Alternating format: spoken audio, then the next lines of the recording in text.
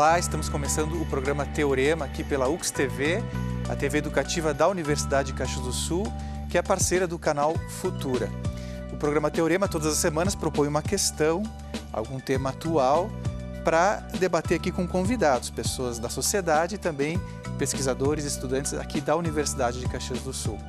E hoje a gente traz uma questão das relações humanas, que são sempre fascinantes, mas também complicadas. E no trabalho parece que há uma carga ainda maior de complicações nessas relações. Então vamos ao tema de hoje.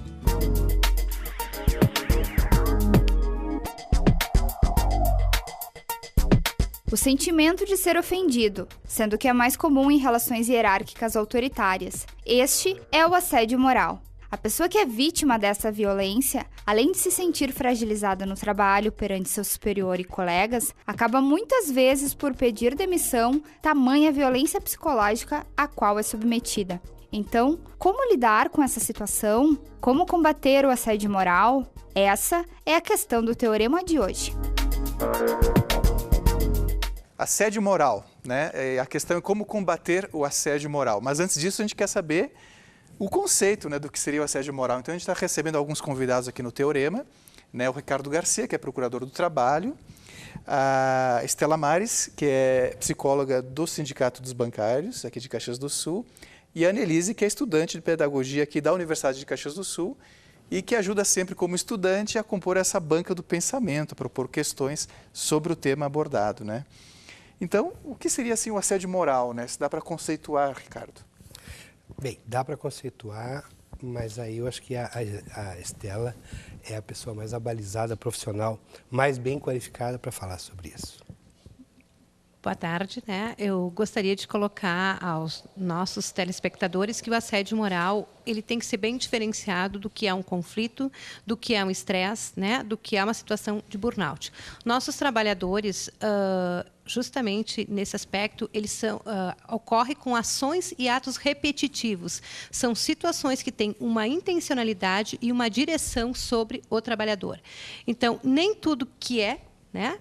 Justamente. Então, o assédio moral ele é diferente de estresse, porque o trabalhador passa durante muito tempo num período de estresse, mas não significa que ele sofreu um assédio, né? O conflito se dá justamente por uma situação que é uma situação que é velada. O conflito é uma situação que o trabalhador se expõe no ato falado. O empregador, normalmente, ou o colega de trabalho, né, que o assédio moral se dá de uma forma vertical, horizontal, ou de uma forma em que as duas questões se posicionam em cima do trabalhador. Então, o conflito ele é falado. O assédio moral ele é velado. O assédio moral é um termo mais novo, assim para o entendimento geral. É uma mazela, uma doença do ambiente de trabalho recente, dos anos 90, que a Marie-France Goyen, uma pesquisadora francesa, começou a estudar melhor, elaborar melhor esse conceito. No Brasil também, a partir do começo desse século, com a Margarida Barreto, nós começamos a produzir um conhecimento sobre essa matéria. Mas realmente ainda é novo e é uma grande dificuldade. É uma grande dificuldade trabalhar com isso exatamente pela novidade. O próprio trabalhador tem dificuldades de identificar o assédio moral, de caracterizar esse assédio moral, e nós, do poder público, temos uma dificuldade ainda maior de provar a existência do assédio moral. E ele não é uma relação de uma via só, ele pode ser... Ele pode ser vertical, ele pode ser horizontal, pode ser do trabalhador. O que é o vertical e horizontal nesse caso? Né? Assim, ele pode ser do trabalhador, né, contra um grupo de trabalhadores, pode ser contra a chefia, ele pode ser da chefia para, né, o trabalhador, pode ser um grupo de trabalhadores com relação à chefia, aquele grupo de trabalhadores se coloca, né, em conflito maior, né, não pode falado, velado, pode ser entre colegas. O mais comum que a gente tem encontrado, o mais normal, é ver as chefias, nos diversos níveis de chefia, praticarem um assédio moral contra os trabalhadores que lhes são subordinados. Em que áreas é mais presente isso? Dá para identificar? Olha, a gente tem visto isso muito na indústria, principalmente onde tem linha de produção em que o trabalhador não faz o seu ritmo, mas é obrigado a seguir o ritmo da máquina. A gente vê isso na metalurgia, por exemplo, na alimentação, no setor de fábrica de massa, de pasta, de bolacha, frigoríficos, enfim, todas as unidades industriais onde há trabalho repetitivo e trabalho principalmente dominado pela máquina, o ritmo é feito pela máquina. Os bancários sofrem um assédio moral, tem uma situação de assédio muito grande, e em todas as empresas que trabalham com regime de metas. Em áreas, por exemplo, vamos chamar assim, mais humanas, como a saúde, também acontece? Acontece muito. Serviço público, né? O serviço público é muito comum acontecer isso, né? Então a gente percebe muitas pessoas que o trabalhador, né, o servidor público tem isso, né? E a gente observa muito em bancários também, como o doutor falou, pelo cumprimento da meta, né? O bancário, ele é super exigido, ele é super, né, dimensionado numa situação em que ele precisa cumprir uma meta. A gente vinha falando mesmo, né, doutor? Hoje nós temos um bancário que faleceu ontem à noite de infarto. Annelise, estudante de pedagogia aqui da UX, tu quer colocar alguma questão sobre esse assunto? Eu gostaria de perguntar para o doutor, assim, qual é o público que mais sofre esse tipo de assédio? Que o senhor colocasse para nós. Aqui em Caxias, a nossa experiência vai nesse sentido, bancários e industriários, mas ocorre também nos comerciários, nas grandes lojas, no serviço público. E aí, mas vamos colocar um pouquinho um conhecimento mais mundial, né? Segundo pesquisa da Organização Mundial de Saúde, o setor que mais sofre assédio moral, em que o assédio moral e sexual, que é uma vertente do assédio moral, a pior delas, mas é uma vertente, acontece no setor de saúde, nos hospitais principalmente. Por causa da relação de autoridade? Isso tem muito a ver. Tem muito a ver. Quando você tem trabalhadores com diferentes níveis de poder na mesma organização, você tem uma possibilidade, ou você tem condições objetivas para acontecer o assédio. Quanto maior a diferença de poder, mais fácil acontecer o assédio. E nos hospitais é o lugar onde essa distância, a diferença de poder é maior. Do médico, por exemplo, para o assistente de enfermagem. É de Deus para o reles mortal. Está muito ligado à hierarquia, né? Sim. Não só de função, mas intelectual, de posição social, de tudo. Especialmente função, né? Aí que eu queria até colocar assim que qual é o trabalhador que sofre assédio moral, né? Normalmente há uma discriminação, as mulheres são muito discriminadas, né? Tem assédio moral, os deficientes, né? E aquela pessoa que tem uma crença religiosa ou que ela tem alguma crença em alguma área que o grupo não aceita. Esse é o trabalhador que mais sofre assédio moral. Acontece também muito num grupo de mulheres que tem, né, ou um chefe homem, ou então um colega homem, então de mulher para um grupo de homens, de homens para um grupo de mulher. Então, mas tem uma questão que ela falou que é importante, que a gente encontra tanto na indústria de confecção, principalmente, nos bancários também, e outras empresas, que é quando o trabalho é dividido em células. Então, você tem uma célula com 10 a 15 trabalhadores que fazem uma tarefa, outra célula faz outra, e essas células são independentes, interdependentes e são meio que autogeridas, né?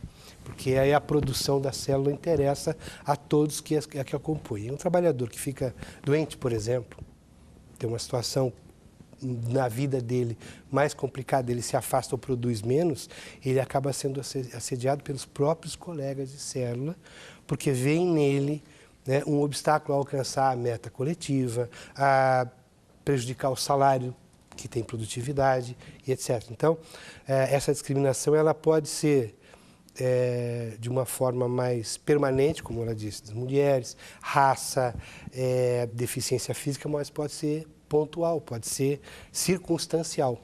Né?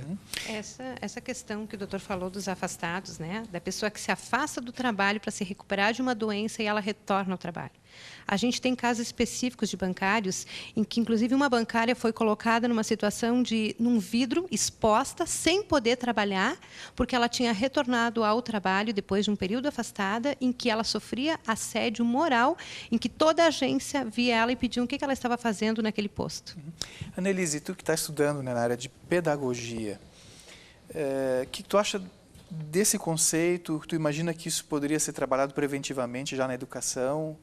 Isso, retomando a fala da psicóloga, a questão da exposição, até mesmo na escola, na educação. Às vezes o professor, repetidamente, ele chama a atenção daquele aluno, ele fica questionando aquele aluno e, às vezes, assim, com um olhar educativo, mas, às vezes, com um olhar também de exibir aquele aluno, né, na sala, de dar um dano psicológico, com certeza, naquela criança, né? Então, passa, às vezes, desapercebido na questão da área da educação. O professor está chamando a atenção do aluno, né, pensando no lado positivo de eu estou educando, mas, às vezes, com certeza, está prejudicando em expor aquele aluno. Pois né? é. Então, nessa questão que tu trazendo a questão da educação, o ambiente da educação, são muitas variáveis, né? O assédio moral, o que é bullying, né? O bullying. Quais são as fronteiras, né, entre essas ações, essas relações? Né? O assédio moral se dá no ambiente de trabalho, que a relação jurídica entre as pessoas é de natureza trabalhista. Eles são colegas ou eles são contratados por uma empresa única e convivem, dividem o mesmo ambiente de trabalho. Na escola não existe essa relação, é uma outra relação. E aí então não é assédio moral, é bullying, que é o pai do assédio. Que é o pai do assédio. Faz parte dessa ligação, né? Tem essa mesma ligação. É uma questão jurídica que é a questão jurídica. Por exemplo, o assédio moral, um assédio, um bullying denunciado ao Ministério Público do Trabalho, por exemplo, só vai ser trabalhado se ocorrer no trabalho. Esse exemplo teu, por exemplo, se for denunciado ao Ministério Público, não vai ser objeto de investigação, porque não tem relação de trabalho aí. Aí vem uma questão também do assediador, né? Qual é a característica desse assediador? Que ela colocou, todo assediador precisa de uma plateia.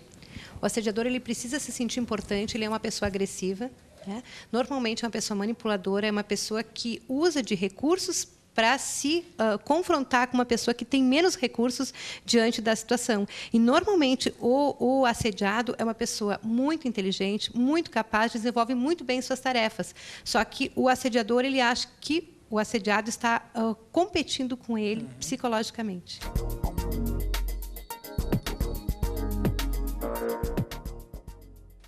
A questão do assédio moral, né? Conceituar, saber o que é o assédio moral e como combatê-lo também. Então, já devolvo para os nossos convidados, no sentido de saber quando é que se define o que é isso, né? O que pode ser uma brincadeira, o que já não é mais brincadeira, como é que se faz para saber quando é assédio moral? Assédio moral não é brincadeira, né? Porque uma brincadeira, ela causa um bem-estar, né? O assédio moral, ao contrário, causa mal-estar no meio ambiente, causa constrangimento, ele dificulta o relacionamento e ele pode ter reflexo, aí a Estela pode explicitar melhor, na vida psicológica não só de um indivíduo. Mas quando é que se define, né? Então, é meio complicado. Vamos dar um exemplo. Por exemplo. No início, a gente falou aqui que o assédio moral tem que ser repetido. Eu entrei com uma ação civil contra um grupo de empresas aqui em Caxias do Sul, em 2009, pedi indenização por dano moral, por assédio moral contra os trabalhadores, num único ato da empresa, que foi obrigar os trabalhadores a mudar de horário, sair da noite para a tarde e vice-versa, alterar o contrato, sob pena de demissão. Né? Inclusive, nesse processo, que não foi um dia só, mas foi um ato só, né? A empresa foi condenada. Mas há situações em que isso foi coletivo, foi contra todos os empregados das 3 empresas do grupo. Mas o assédio moral pode ser dirigido contra uma pessoa só, contra um trabalhador só. Como aquele caso famoso, né, da empresa de bebidas que humilhou o vendedor, que não atingiu a cota, colocando no canto com chapéu de burro, expondo o nome dele. Né? Quer dizer, um trabalhador só. E aí contagiou todo o ambiente de trabalho. Então tem que analisar cada caso, mas o importante para o Ministério Público, é que haja esse constrangimento e essa degradação do ambiente de trabalho, do ambiente organizacional, do relacionamento que deve haver entre as pessoas, que deve ser pautado por algumas normas jurídicas e de convivência. Se esse ambiente for degradado no sentido da indignidade do trabalhador, o assédio moral está caracterizado e pode ser um ato só, coletivo. Pela experiência que eu tenho, né, nos sindicatos bancários, o que a gente observa, né, que normalmente um trabalhador, né, ou alguns trabalhadores, aí a gente encaminha para o Ministério Público, né, sofre assédio moral. O que acontece quando o trabalhador sofre assédio moral? Ele vem normalmente com um quadro depressivo. Ele chega no sindicato com um quadro depressivo. E aí a gente vai observar que não é um quadro depressivo em função de uma depressão que vem recorrente de algumas situações de história de vida particular. É uma situação em que ele sofreu assédio moral no trabalho, ele foi discriminado, ele foi desvalorizado, e aí ele começa a apresentar uma série de sintomas, que são sintomas psicológicos, né? Desde a ansiedade, desde que... e normalmente o bancário toma muita medicação para trabalhar, como muitos trabalhadores da nossa cidade, né? Então, ele começa a apresentar um quadro depressivo encoberto em cima do assédio moral. E aí ele se dá conta que ele sofreu assédio moral, né? A gente tem um grupo no sindicato, onde a gente trabalha uma vez por semana há 8 anos, que se chama USBA, em que lá a gente tem diversos trabalhadores que sofreram assédio moral.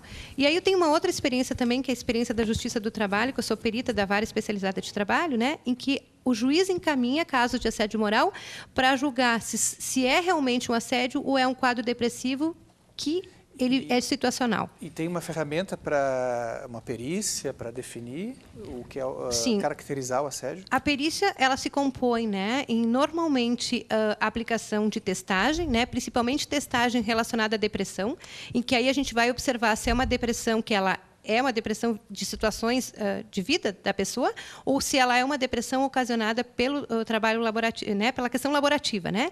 Então, o que a gente observa nisso? Também, junto, né, uma entrevista, ou 2, né, quantas forem necessárias, para avaliar, porque o assédio moral ele é invisível.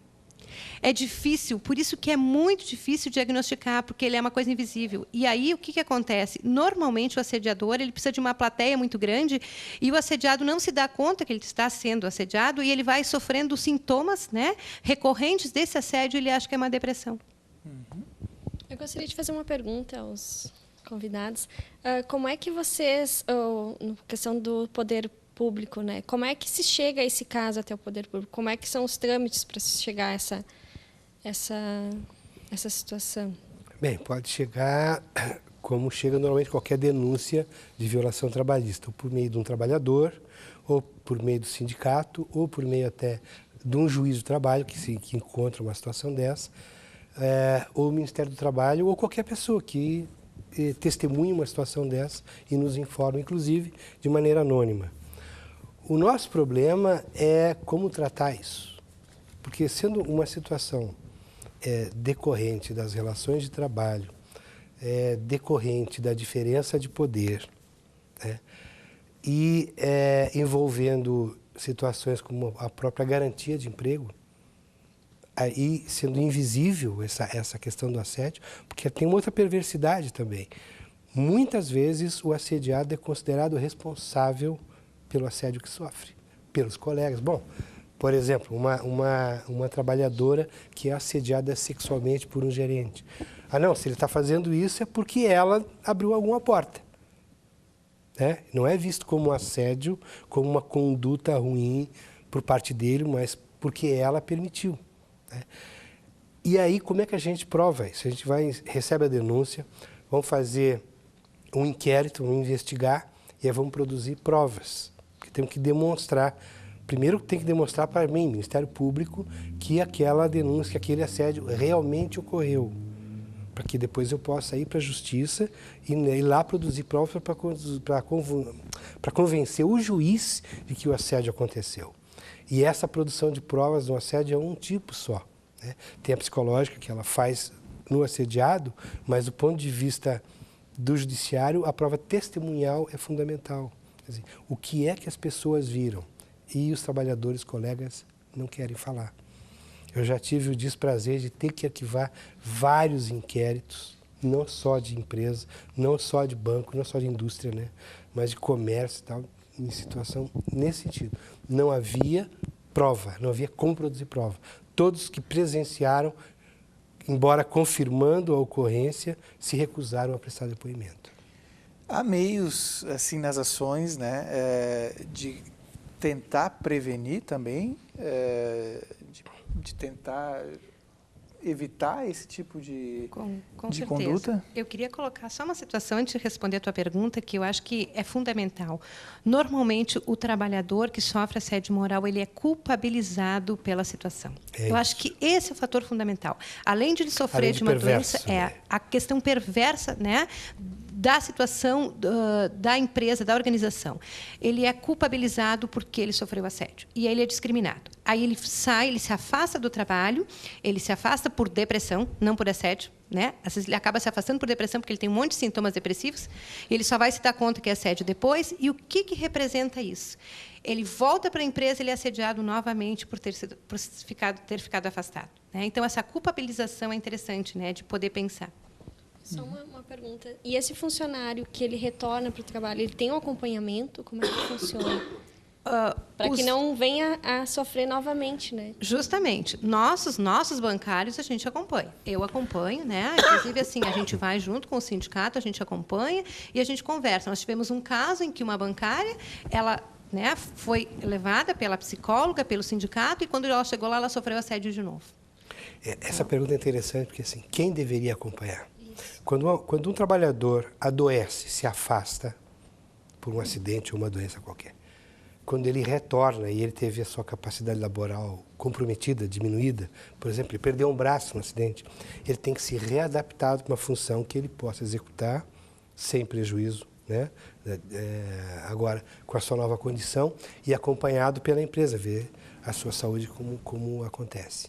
Ocorre é que nem nesses casos a empresa acompanha.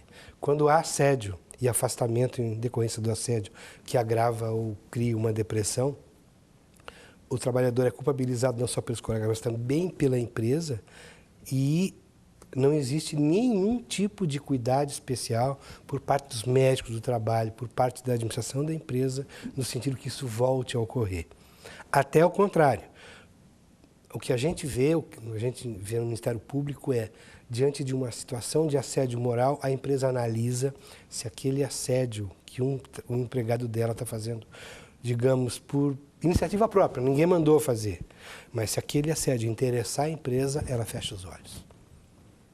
Né? Então, o assédio, do seu ponto de vista da gestão da empresa, pode ser, inclusive, utilizado como ferramenta para impor ao trabalhador a medida ou exigir dele produtividade que de outra forma não seria exigida. O que, aliás, é um tiro no pé. Sim. É um tiro no pé. A gente está chegando no final do programa. Há formas de prevenção? Sim, é possível? Há. Do ponto de vista assim, organizacional, você compensar a diferença de poder com uma possibilidade de participação dos trabalhadores de menor poder, né, junto à administração da empresa, para compensar o poder que eles sofrem dos seus chefes imediatos. E aí, por meio de ouvidorias ou comissões de fábrica ou a CIPA mais atuante, enfim, de diversos mecanismos, né, que, aliás, não interessam às empresas. Legal. A empresa realmente que pensa, né, e que não quer ter esses problemas de assédio moral, acho que ela pode fazer muitas prevenções, né, muitas campanhas. Estando aqui hoje já é uma campanha, né? A gente falar sobre o tema já é uma campanha. Tá bom. Obrigado ao Ricardo, a Annelise e a Estela Mares também. O programa Teorema de hoje vai ficando por aqui. Nós falamos sobre assédio moral e voltamos na semana que vem com um novo tema. Obrigado.